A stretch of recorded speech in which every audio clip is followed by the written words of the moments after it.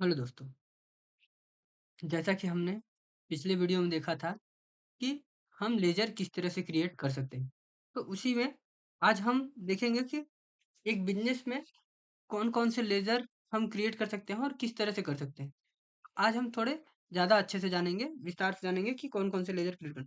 जैसा कि मैंने बताया था कि मुझे मेरा जो मैंने जो कंपनी बनाई है, वो शाह जनरल स्टोर के नाम से बनाई है। शाह जनरल स्टोर यानी कि किराने की सामान है। तो अब हम देखते हैं कि हमारे पास किराने की दुकान है, तो उसमें कौन-कौन से संपत्ति हैं और कौन-कौन से दायित्व हैं, ठीक है? तो अभी हम लेज़र क्रिएट कर रहे हैं, तो लेज़र क्रिएट करने में हम आगे चलते हैं। हमने पिछले वीडियो में फर्नीचर और मशीनरी का एक अ, लेज़र क्रिएट किया था। अब आगे करते हैं मोटर बाइक, या सीधे हम बाइक लिख लेते हैं, बाइक। अब एल-आई इसमें कुछ नहीं डालते, कैपिटल में डालते हैं बाइक। बाइक हमारे लिए एसेट्स है। कौन-सा एसेट्स है? फिक्स एसेट्स है। फिक्स एसेट्स नहीं कह सकते, एक तरह से फिक्स एसेट्स भी कह सकते हैं, क्योंकि यह हमारे व्यापार में लंबे समय तक हमारे व्यापार को करने में सहायता करेगा। अब आप सोचेंगे कि बाइक किस काम में आएगा? तो क्योंकि किराने की सामान है, किराने की दुकान है, तो सामान एक स्थान से दूसरे स्थान तक पहुँचाने में भी बाइक बाइक हेल्प करता है। इसलिए उसे भी ये कंपनी की जो कंपनी है उसका एसेट्स माना जाएगा, ठीक है? तो हम इसको डाल देते हैं, फिक्स एसेट्स में ही डाल देते हैं, ठीक है? तो अंडर में फिक्स एसेट डाल दिया हमने, नॉट एप्लीकेबल कर देते हैं, इसे भी नॉट एप्लीकेबल कर देते हैं, क्योंकि जीएसटी से मतलब नहीं हमको। बाइक पिन कोड डालना है तो डाल सकते हैं, नहीं तो कोई ज़रूरी नहीं है। No bank details, no GST, ना, नो, नो।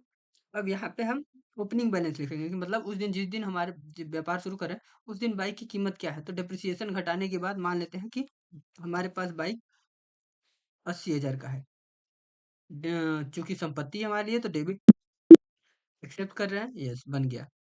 ठीक। देखिए जैसे जैसे मैं ऐड करते जाऊंगा वहां पे, यहाँ पे ओपनिंग बैलेंस हमारा बढ़ता जाएगा, ठीक है? अब हम ले लेते हैं, बाइक हो गया। अब ले लेते हैं टाटा गोल्ड,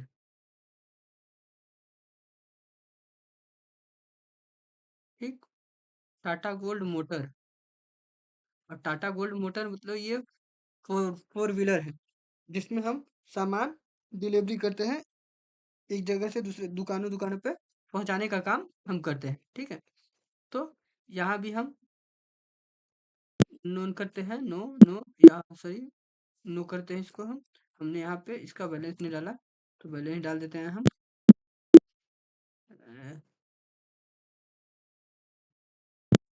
बैलेंस डाल देते हैं हम।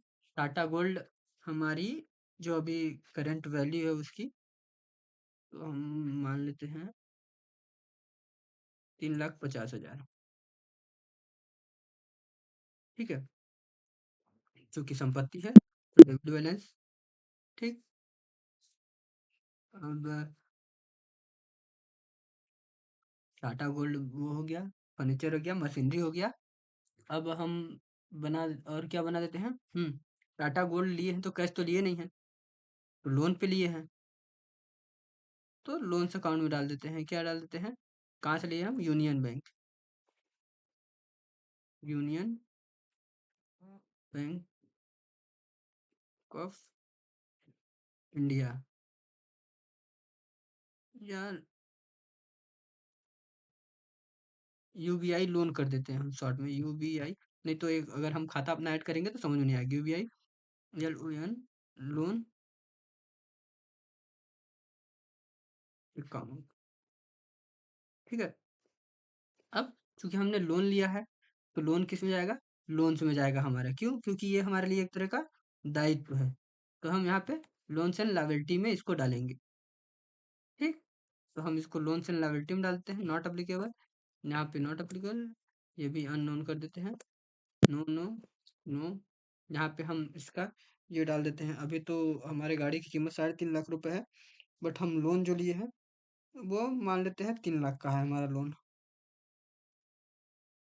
बाकी और कैश दिए थे, क्योंकि देखिए बाय डिफ़ॉल्ट हमारा ये लायबिलिटी है, इसीलिए यहाँ लायबिलिटी हमेशा क्रेडिट होती है, तो ये बाय डिफ़ॉल्ट क्रेडिट कर दिया। एक्सेप्ट करा लेते हैं, यस हमारा लोन जो है वो अप्रूव हो गया। अब ये हो गया, संपत्ति हो गई, फिक्स एसेट्स हो गई। अब बैंक को ले लेते हैं, union bank of India, UBI union bank of India. ये हमारा बैंक अकाउंट में जाएगा, चूंकि बैंक है इसलिए ये बैंक अकाउंट में जाएगा। यहाँ पे behave as a payment gateway और लेजर, यस चाहे तो यस कर सकते हैं, तो पेमेंट गेटवे लेजर की तरह यूज कर सकते हैं अगर चाहे तो, नहीं तो मैं नो करता हूँ। अब यहाँ पे Shah general store account holder name Shah general store है, नहीं आप चाहे तो चेंज भी कर सकते हैं, तो हम शाह जनरल स्टोर ही रहने देते हैं क्योंकि अकाउंट होल्डर नेम यही है। अब अकाउंट नंबर डाल लिख देते हैं हम,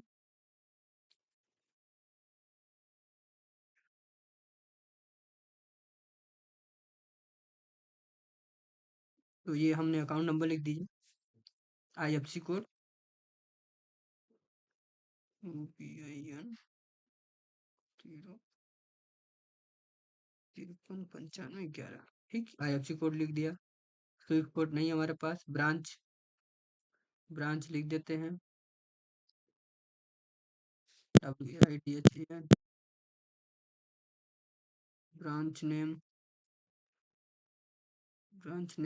दिखा नहीं रहा है, हम यहाँ पे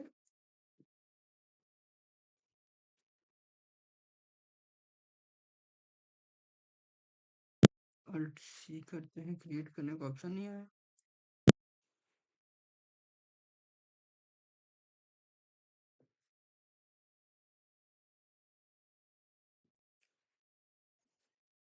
तो ब्रांच नेम रहने देते हैं, हम ब्रांच डाल देते हैं, WAIDHAN, गढ़न, ठीक है। अब set alter range for chequebook, no, enable chequebook printing, yes कर सकते हैं, configuration no, Union Bank address डाल देते हैं हम, गढ़न, स्टेट MP है, बैंक पिन कोड भी डाल देते हैं 486886। अब यहाँ पे GST नहीं, यहाँ पे मान लेते हैं हमारे पास बैंक में 10,000 रुपये है, क्योंकि एसेट्स है इसलिए डेबिट बैलेंस बढ़ गया, ठीक है। तो इस तरह से हम बैंक ऐड करते हैं, तो आप किसी भी तरीके से बैंक ऐड कर सकते हैं। अगर आप दिखाना चाहते हैं यूनियन बैंक को लोन अकाउंट में, तो आप लोन अकाउंट में भी दिखा सकते हैं। बस यहाँ जो बैंक अकाउंट मैंने सेलेक्ट किया था करंट एसेट्स के अंतर्गत, आप यहाँ पे लोन अकाउंट डाल देंगे तो यूनियन बैंक लोन अकाउंट में भी चला जाएगा। तो इस तरीके से हम लेजर क्रिएट करते हैं, ठीक है। अब देखिए यहाँ पे मेरा टोटल ओपनिंग बैलेंस दिखाने लगा 5,10,000, ये डेबिट बैलेंस दिखा रहा है, और 3 लाख रुपए क्रेडिट बैलेंस दिखा रहा है, और डिफरेंट दिखा रहा है 2 लाख का, ठीक, 2 लाख, सॉरी 2,10,000 का डिफरेंस आ रहा है। डिफरेंस क्यों आ रहा है? क्योंकि हमारे एसेट्स ज़्यादा है और लायबिलिटी कम है अभी, तो हम दोनों को अ, बना लेते हैं। अभी पार्टनर्स कैपिटल, तो कैपिटल तो हमने डाला नहीं, तो कैपिटल का एक कैपिटल, या तो कैपिटल हम यूज़ कर सकते हैं, या तो हम जितेंद्र लिख देते हैं, क्योंकि प्रोप्राइटर जो है वो जितेंद्र है,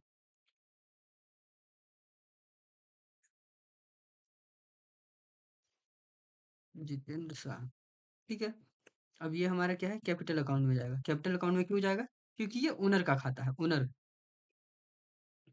इसको भी हम लिख देते हैं GH Ghoti, address state Madhya Pradesh 486886,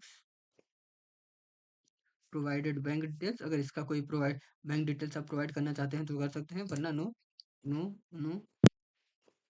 इसका कर देते हैं हम, 2,10,000 रुपये मान लेते हैं, ये पूंजी दिया है हमको, ठीक है। क्रेडिट बैलेंस, तो चूंकि हमारा डेबिट और क्रेडिट बैलेंस दोनों बराबर हो गया, तो इस तरीके से हम व्यापार में देखते हैं कि कौन-कौन सी चीज़ें नेसेसरी हैं और क्या-क्या हमें व्यापार में क्रिएट करने की ज़रूरत पड़ती है, ठीक है? इस तरह से हम लेज़र क्रिएट कर सकते हैं। इस तरीके से हम लेज़र क्रिएट करते हैं। अब हम इसमें जो हमारे एक्सपेंसर है उनका भी लेजर हम बना सकते हैं। तो जैसा कि FUEL फ्यूल एक्सपेंस, अब चूंकि गाड़ी चल रही है तो फ्यूल एक्सपेंस भी होगा, तो ये इसको डालेंगे हम इनडायरेक्ट एक्सपेंस के अंतर्गत। जो भी एक्सपेंसेस हैं आप अपने हिसाब से डायरेक्ट और इनडायरेक्ट उनके नेचर के हिसाब से आप डाल सकते हैं। ठीक है, GST नॉट अप्लीकेबल, इसका ओपनिंग रहने देते हैं, एक्सेप्ट कराते हैं, सेव हो गया। ठीक है, इस तरीके से हमने एक फ्यूल एक्सपेंस का बना लिया। अब सबसे बड़ी बात, CGST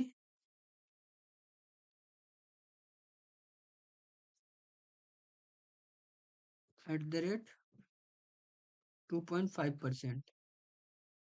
ठीक है, अब ये ड्यूटीज एंड टैक्सेस के अंतर्गत जाएगा। GST हमेशा ड्यूटीज एंड टैक्सेस के अंतर्गत जाएगा। Type of duty, tax, GST कर सकते हैं आप। तो यहाँ पे हम CGST है हमारा, CGST ले लेते हैं, कितना परसेंट, 2.5% ले लेते हैं।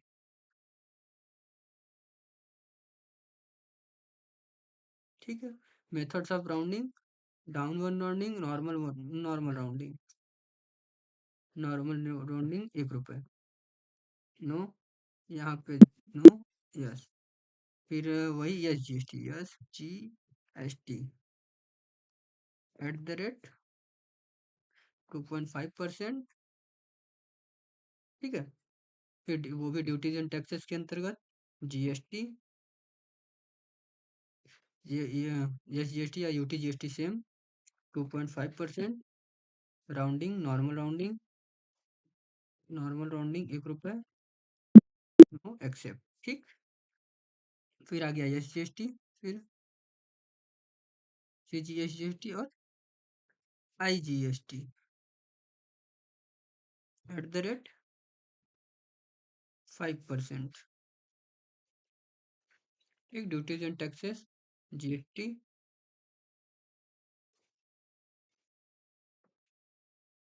GST, IGST 5%, नॉर्मल राउंडिंग 1 रुपये।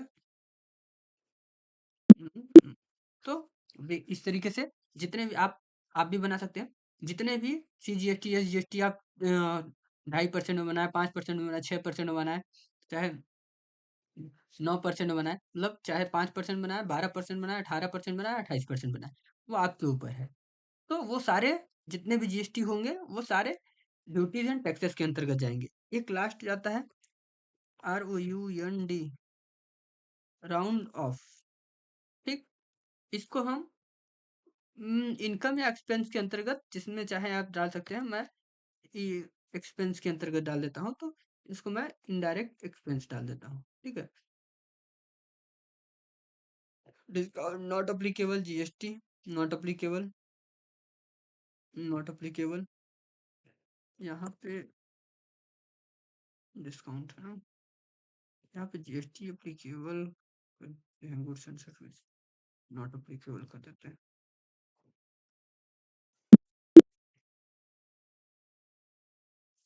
ठीक है, तो इस तरीके से राउंड अप बनता है। तो इस तरीके से हम लेजर क्रिएट करते हैं। तो हमने जाना कि किस तरीके से कंपनी में कौन-कौन सी ज़रूरत होती है। जो ज़रूरत की लेजर है, उनको उनके नेचर के हिसाब से हम डेबिट या क्रेडिट करते हैं। अगर कोई बैलेंस है उसका, तो बैलेंस डालते हैं, और नहीं है, तो यहाँ पे जो ओपनिंग बैलेंस है उसको 0 करके एक्सेप्ट करा के छोड़ देते हैं। तो इस तरीके से हम अपना लेजर क्रिएट करते हैं। ठीक है, तो हमने देखा कि लेजर किस तरीके से क्रिएट करते हैं। अब हम नेक्स्ट वीडियो में देखेंगे कि किस तरीके से हम अपने लेज़र को लेज़र में अगर कोई गलती हुई है तो उसको चेंज कर सकते हैं, या तो हम चाहें तो लेज़र डिलीट करना चाहें तो डिलीट कर सकते हैं। तो ये सब देखने के लिए हम मिलेंगे नेक्स्ट वीडियो में। आज के लिए बस इतना ही। अगर वीडियो पसंद आए तो लाइक, शेयर और कमेंट ज़रूर करें।